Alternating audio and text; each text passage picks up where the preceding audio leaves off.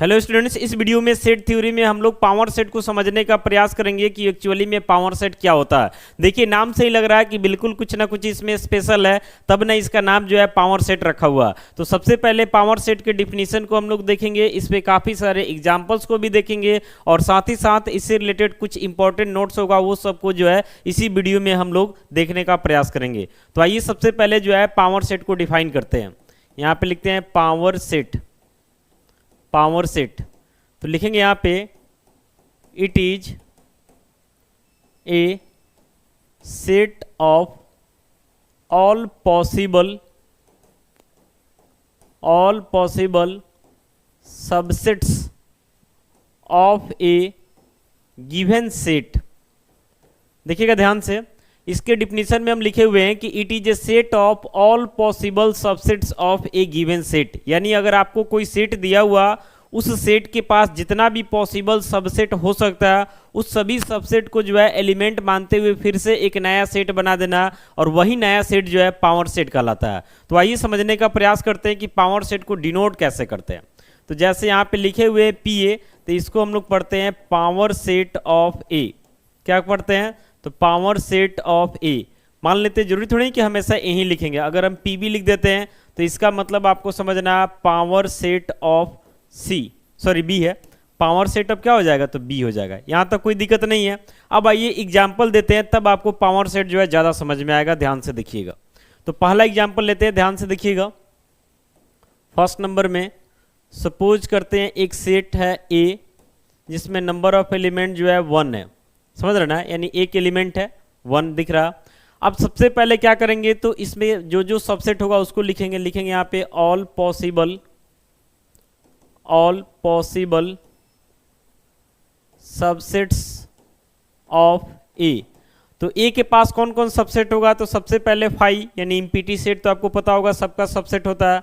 और दूसरा जो है इसमें एक ही एलिमेंट है तो एक इसको भी डाल देंगे। यानी यहाँ पे जो है नंबर ऑफ एलिमेंट 1 है, इसका मतलब इसके पास number of possible subset 2 to the power 1 यानी 2 होगा। तो देख रहे ना कि 2 सबसेट हम लिख दिए। अब हमको यहाँ पे क्या लिखना है? तो पावर सेट ऑफ ए लिखना है। पावर सेट ऑफ ए। तो इसके लिए आपको शुरू में ही बताया कि ए के पास जितना भी पॉसिबल सबसेट है ये सबको मिला करके एक सेट बना देना, वही पावर सेट कहलाता है। तो यहाँ पे क्या करेंगे कि इस 5 को डालेंगे, फिर अगला जो है सेट 1 करके जो है इसको डालेंगे, और ये सबको जो है ब्रेसेजेस के अंदर डाल देंगे। अब ये जो नया सेट तैयार हुआ यही समझिए कि पावर सेट हो गया। यहाँ पे ऐसा समझना है कि 5 जो दिखाई दे रहा है ये अब पावर सेट के लिए एलिमेंट का काम करेगा। यहाँ पे ये जो दिखाई दे रहा है ये भी जो है पावर सेट के लिए एलिमेंट का काम करेगा। यानी पावर सेट के लिए जो है ये सेट का काम नहीं करेगा, पावर सेट के लिए ये भी सेट करना काम नहीं करेगा। ये सिर्फ और सिर्फ किसका काम करेगा? तो एलिमेंट का काम करेगा। कोई दिक्कत नहीं है। अब यहाँ पे एक चीज और ध्यान से देखिएगा कि सेट ए में जो है नंबर ऑफ एलिमेंट आपका कितना दिखाई दे रहा? तो 1 दिखाई दे रहा। अब यहाँ पे अगर हम बात करते हैं कि number of element in power set of A, यानी पावर सेट ऑफ ए में नंबर ऑफ एलिमेंट का बात करते हैं तो बेस में 2 रहेगा और पावर में क्या हो जाएगा? 1 हो जाएगा। आपको पता भी होगा कि किसी सेट के पास अगर नंबर ऑफ एलिमेंट m है तो नंबर ऑफ पॉसिबल सबसेट कितना हो जाता है? तो 2 टू दी पावर m हो जाता है। और जितना सबसेट होता है उसी से तो पावर सेट भी बनता है। तो इसमें भी बेस में 2 रहेगा और पावर में नंबर ऑफ एलिमेंट यानी 1 आ गया, तो 2 का पावर 1 यानी कितना हो गया? 2। यानी यहाँ पे जो है पावर सेट में नंबर ऑफ एलिमेंट आपके पास कितना आ गया? तो 2 आ गया। कोई दिक्कत नहीं है। आइए और भी एग्जाम्पल लेते हैं, ध्यान से देखिएगा। सेकेंड वाले एग्जाम्पल में यहाँ पे हम सपोज करेंगे कि एक सेट हमारा बी है, इसमें नंबर ऑफ एलिमेंट 2 मान लेते हैं। पहला एलिमेंट 1 है, दूसरा एलिमेंट मान लेते हैं 3 है। कोई दिक्कत नहीं है। तो सबसे पहले इसके पॉसिबल सबसेट को लिखेंगे यहाँ पे all possible subsets of B. तो सबसे पहले 5 आ जाएगा। 5 तो सबका सबसेट होता है। इसके बाद एक एलिमेंट ले लीजिए, 1 करके एक बन जाएगा सबसेट, फिर एक एलिमेंट 3 करके बन जाएगा, और एक जो है जिसमें दोनों एलिमेंट ले लेते हैं 1,3। यानी यहाँ पे नंबर ऑफ पॉसिबल सबसेट आपका कितना हो गया? तो 4 हो गया। आपको पहले से भी पता होगा कि सेट बी में जो है नंबर ऑफ एलिमेंट आपका कितना है? तो 2 है। तो नंबर ऑफ पॉसिबल सबसेट यानी 2 का पावर 2 4 ही हो जाएगा। अब यहाँ पे हमको लिखना है सेट बी के लिए पावर सेट, यानी यहाँ पे लिखेंगे पी बी, इसको पढ़ेंगे पावर सेट ऑफ बी। तो इसमें क्या करेंगे? चारों सबसेट को यहाँ पे डालेंगे कॉमा के साथ। 5 हो जाएगा, इसके बाद 1 करके आ जाएगा आपका, फिर यहाँ पे 2 करके आ जाएगा, फिर आपका 1 2 करके आ जाएगा। और इस सबको क्या करना, तो ब्रैकेट्स के अंदर डाल देना, तो यही जो है पावर सेट ऑफ बी बन जाता है।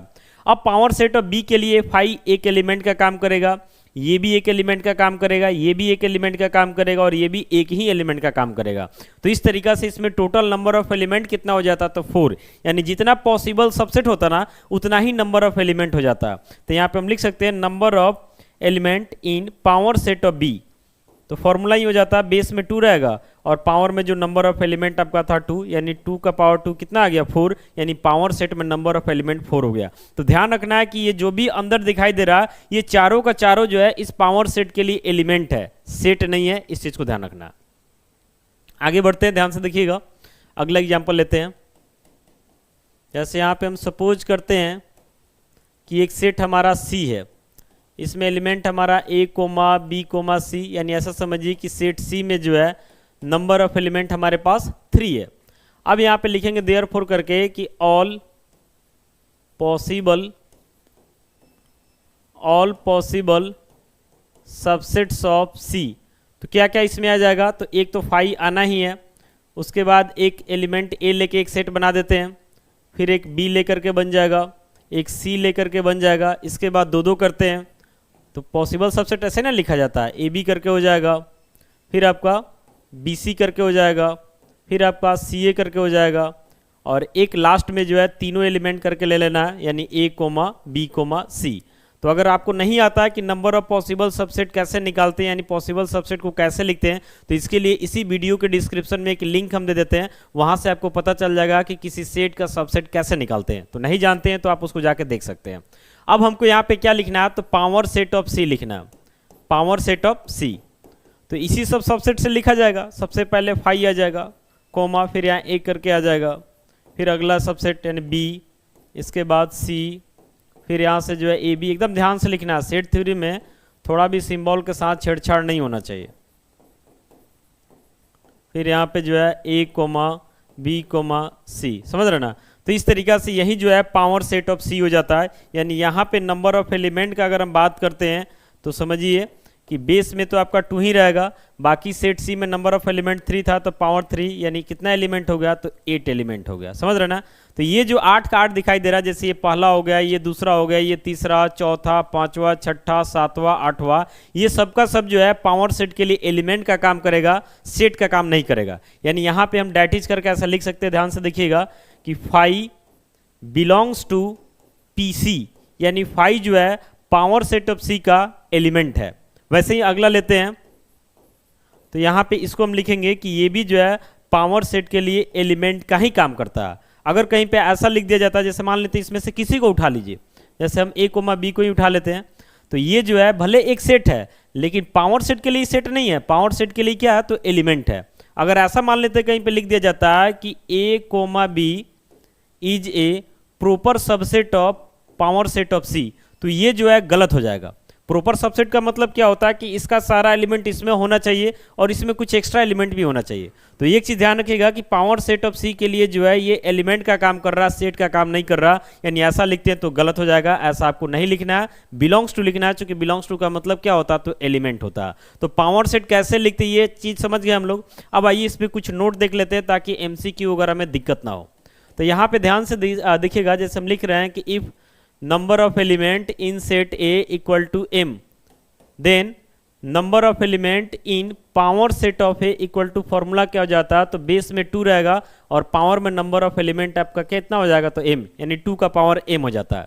इस बेसिस पे कुछ एग्जांपल्स को देखिए, जैसे यहाँ पे लिखते हैं कि if number of element in set A equal to 1, then अगर आपसे पूछा जाए कि आप डायरेक्ट बताइए कि number of element in power set of A क्या होगा, तो बेस में 2 रहेगा, बाकी सेट ए में नंबर ऑफ एलिमेंट 1 है, तो पावर में 1 हो जाएगा, तो 2 का पावर 1 यानी 2 हो जाएगा।